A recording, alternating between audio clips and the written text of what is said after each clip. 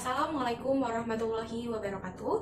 Perkenalkan, nama saya Arsi Kurnia Fitri dengan NIM 225506001111003. Pada video kali ini saya akan menjelaskan mengenai gaya belajar.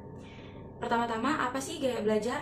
Gaya belajar adalah kombinasi bagaimana seseorang menyerap pengetahuan dan bagaimana informasi atau pengetahuan yang diperoleh dapat diatur dan diproses. Lalu mengapa sih siswa dan pengajar harus mengetahui apa itu gaya belajar dan apa fungsi gaya belajar? Dengan mengetahui gaya belajar untuk siswa, mereka diharapkan dapat menyerap informasi secara maksimal bergantung pada pembelajaran berlangsung sesuai gaya belajarnya masing-masing. Lalu untuk pengajar,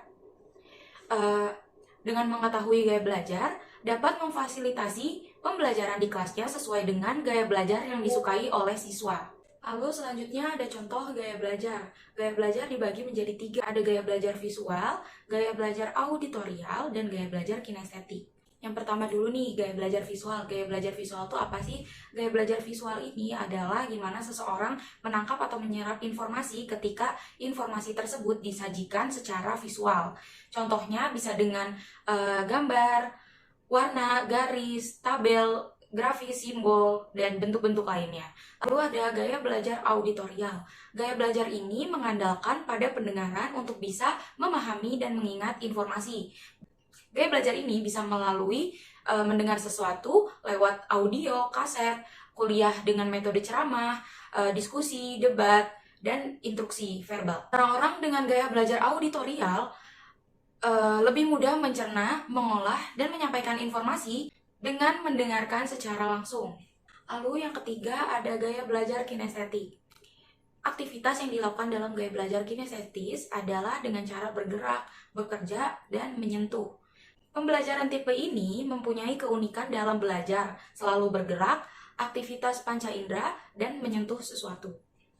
Contoh penerapannya, yang pertama, gaya belajar visual bisa dengan menggunakan media yang menampilkan tulisan-tulisan berwarna-warni sehingga siswa merasa tertarik secara visualisasinya. Yang kedua, bersikap tenang dalam menyampaikan konsep materi pembelajaran pada siswa. Yang ketiga, menggunakan simbol-simbol atau icon khusus yang digunakan untuk menyampaikan kata kunci dalam pembelajaran.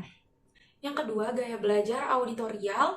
Cara penerapannya bisa menggunakan berbagai variasi vokal baik dalam volume, intonasi, dan kecepatan berbicara dalam penyampaian materi.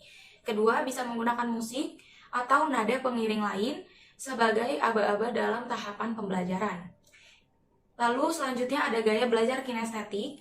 Gaya belajar ini cara penerapannya bisa menggunakan media untuk melakukan simulasi pembelajaran sehingga siswa merasa tertarik untuk aktif. Yang kedua, bisa menggunakan media yang dapat memancing rasa ingin tahu siswa dalam memahami pembelajaran. Yang ketiga, menyampaikan konsep secara runtut,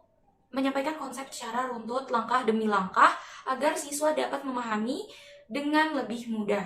Yang keempat, mendorong siswa untuk dapat bergerak aktif selama pembelajaran dalam rangka meningkatkan pemahamannya. Mungkin segitu dulu yang dapat saya sampaikan. Kurang lebihnya mohon maaf. Wassalamualaikum warahmatullahi wabarakatuh.